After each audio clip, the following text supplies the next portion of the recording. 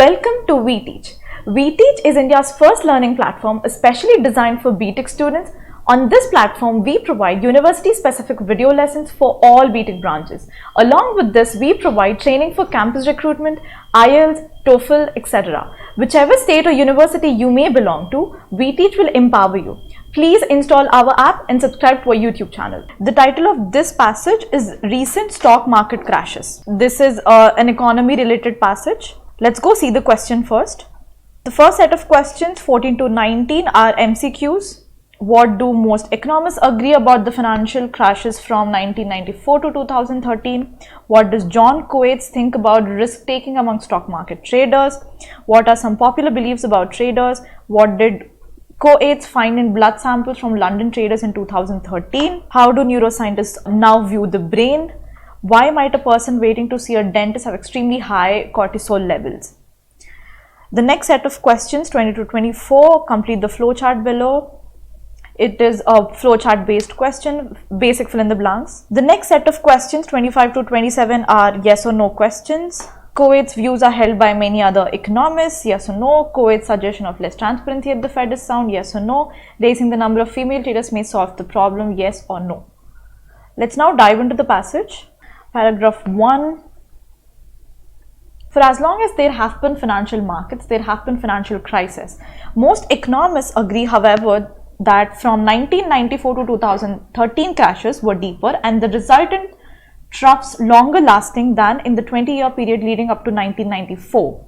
Two notable crashes, the Nifty 50 in the mid-1970s and Black Monday in 1987, had an average loss of about 40% of the value of global stocks, and recovery took 240 days each, whereas the dot-com and credit crisis post-1994 had an average loss of about 52% and endured for 430 days. What economists do not agree upon is why recent crises have been so severe or how to prevent their recurrence. Endured. The meaning of endured here is it lasted for 430 days. In this paragraph, the author is discussing about stock market crash from 1994 to 2013, which was very severe when compared to previous crashes, and has given two examples, Nifty 50 crash, dot-com crash. The author also says that the economists do not agree upon why recent crises have been so severe or how to prevent their recurrence. Moving on to para 2. John Coates from the University of Cambridge in the UK and a former trader for Goldman Sachs and Deutsche Bank believes three separate but related phenomena explain the severity. The first is dangerous but predictable risk-taking on the part of traders.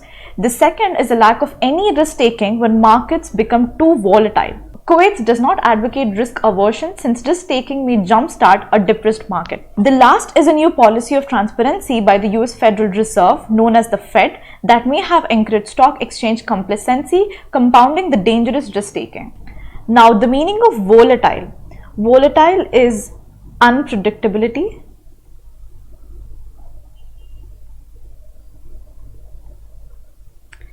Now, the meaning of aversion. Aversion is disinclination or a dislike.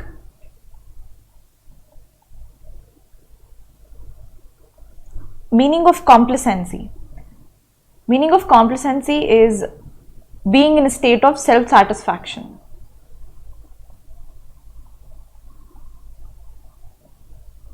This paragraph says that John Coates believes that three separate but related phenomena explain the severity, and he listed the three.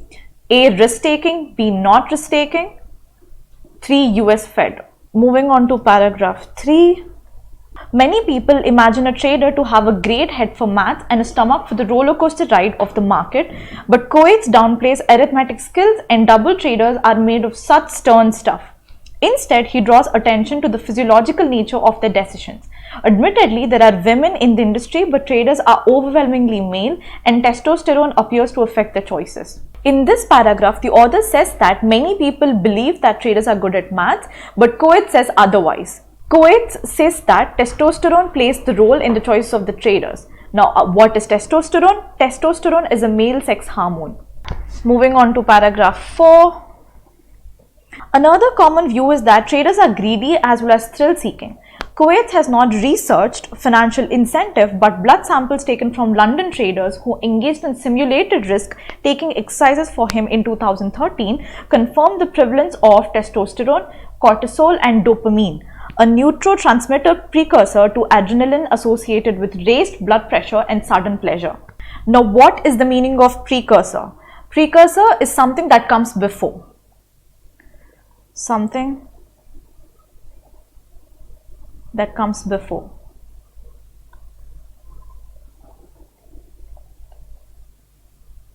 A navigator.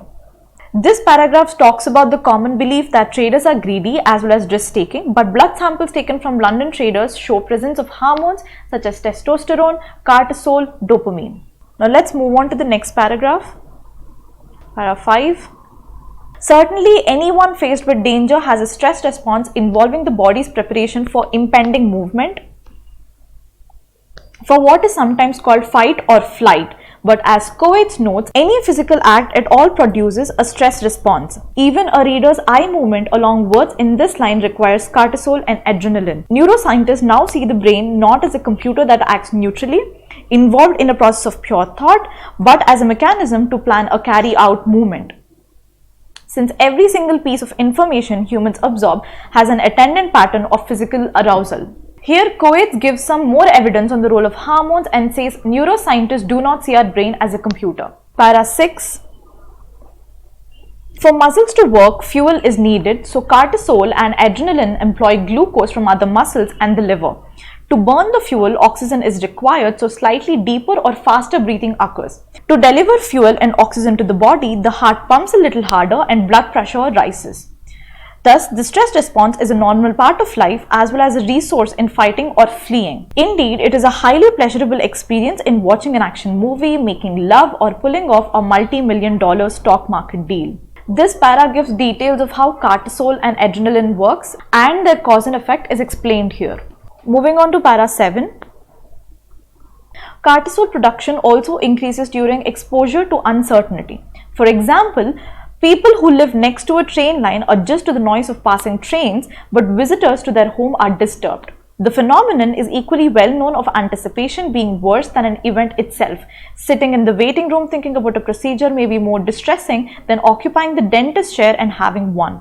Interestingly, if a patient does not know approximately when he or she will be called for that procedure, cortisol levels are the most elevated of all. This appeared to happen with the London traders participating in some of Kuwait's gambling scenarios. In paragraph 7, the role of cortisol during the period of uncertainty is explained. The author has given two examples, one of train and another of dentistry. When there is too much volatility in the stock market, Kuwait suspects adrenaline levels decreases while cortisol levels increase, explaining why traders take fewer risks at that time. In fact, typically traders freeze, becoming almost incapable of buying or selling anything but the safest bonds. In Kuwait's opinion, the market needs investment as it falls, and at rock bottom at such times, greed is gold. In paragraph 8, the author discusses how cortisol and adrenaline works in the period of volatility. In this scenario, cortisol will increase and adrenaline will decrease. Moving on to para 9. The third matter, the behavior of the Fed, Kuwait thinks could be controlled, albeit counterintuitively. Since 1994, the US Federal Reserve has adopted a policy called forward guidance. Under this, the public is informed at regular intervals of the Fed's plans for short-term interest rates. Recently, rates have been raised by small but predictable increments. By contrast, in the past, the machinations of the Fed were largely secret and its interest rates fluctuated apparently randomly. Kuwait hypothesizes this meant traders were on guard and less likely to indulge in wild speculation. In introducing forward guidance, the Fed hoped to lower stock and housing prices. Instead, before the crash of 2008, the market surged from further risk-taking like an unleashed pit bull terrier. This para talks about the US Fed and the policy of forward guidance, which is about the interest rates and how traders see these interest rates. Moving on to the last para, para 10. There are many economists who disagree with Kuwait, but he has provided some physiological evidence for both traders' recklessness and immobilization and made the radical proposal of greater opacity at the Fed. Although, as others have noted, we could just let more women onto the floor. In this para, the author says that many economists disagree with Kuwait and some have noted that there should be more women on the floor. Now let's move on to solving questions. Questions 14 to 19, choose the correct letter A, B, C or D. Question number 14, what do most economists agree about the financial crashes from 1994 to 2013? A, there were the worst global markets had ever experienced. B, global stocks fell around 40% for a period of 240 days. C, they were particularly acute in the US. D, they were more severe than those between 1974 and 1993. So the answer to this question is D. They were more severe than those between 1974 and 1993, which is given in the paragraph 1, where it said, most economists agree, however, that from 1994 to 2013 crashes were deeper and the resultant troughs longer lasting than in the 20-year period leading up to 1994, which means that they were more severe than those between 1974 and 1993. Hence the answer is D. Question number 15. What does John Coates think about risk-taking among stock market traders? A, it is almost invariably dangerous. B, it was prevalent at Goldman Sachs and Deutsche Bank. C, it should be regulated by the US Federal Reserve. And D, it can sometimes assist a weak market. And the answer to this question is option D. It can sometimes assist a weak market, which is given in paragraph B. Coates does not advocate risk aversion since risk-taking may jumpstart a depressed market, which means it will assist a weak market, and hence the answer is D. Question number 16. What are some popular beliefs about traders? A, they are clever, calm and acquisitive. B, they are usually men who are good at maths. C, they love danger and seek it out. D, they do not deserve their high salaries. And the answer to this question is given in paragraph 4, where another common view is that traders are greedy as well as thrill-seeking. So the answer is option C, they love danger and seek it out. 17. What did Coates find in blood samples from London traders in 2013? Option A, they had high levels of testosterone and dopamine. B, they produced excessive glucose and oxygen. C, they experienced high blood pressure. And D, they drank large amounts of alcohol. And the answer to this question is present in paragraph 4, where the author says, for him in 2013 confirmed the prevalence of testosterone, cortisol and dopamine. So the answer is option A. They had high levels of testosterone and dopamine. Question number 18. How do neuroscientists now view the brain?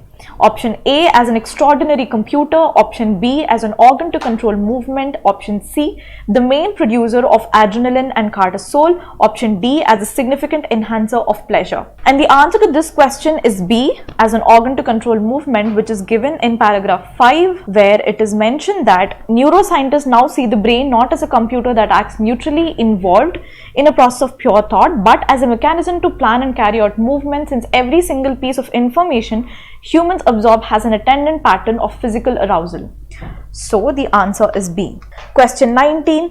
Why might a person waiting to see a dentist have extremely high cortisol levels? Option A, he or she may dislike going to the dentist. Option B, he or she may be worried about the procedure. Option C, he or she may not have a specific appointment. Option D, he or she may not be able to afford the consultation. The answer to this question is option C. He or she may not have a specific appointment, and this statement is given in paragraph 7, where the author says, interestingly, if a patient does not know approximately when he or she will be called for that procedure, cortisol levels are the most elevated of all.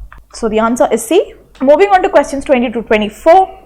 Complete the flow chart. Choose one word only from the passage for each answer. Coates' reasons for the severity of recent crashes. 1. Increased risk-taking by traders. This occurs when the market is rising, leading to a rise in traders' adrenaline levels, which is leading to further risk-taking, which leads to market collapse. 2. Increased risk aversion by traders. This occurs when there is too much blank in the market. And the answer for 20 is volatility, since we've already seen from the passage, leading to a rise in traders' blank levels. Let's go find the answer in the passage. Paragraph 8. When there is too much volatility in the stock market, Coates suspects adrenaline levels decrease while cortisol levels increase. So the answer for question number 21 is cortisol. This leading to immobilization of traders, leading to market collapse. Now, 3. US Federal Reserve policy, known as blank guidance. This was supposed to calm the market. Now, when we go back to paragraph 9, we see that Albeit counterintuitively, since 1994, the US Federal Reserve has adopted a policy called forward guidance. Under this, the public is informed at regular intervals of the Fed's plans for short-term interest rates. So the answer for 22 is forward guidance.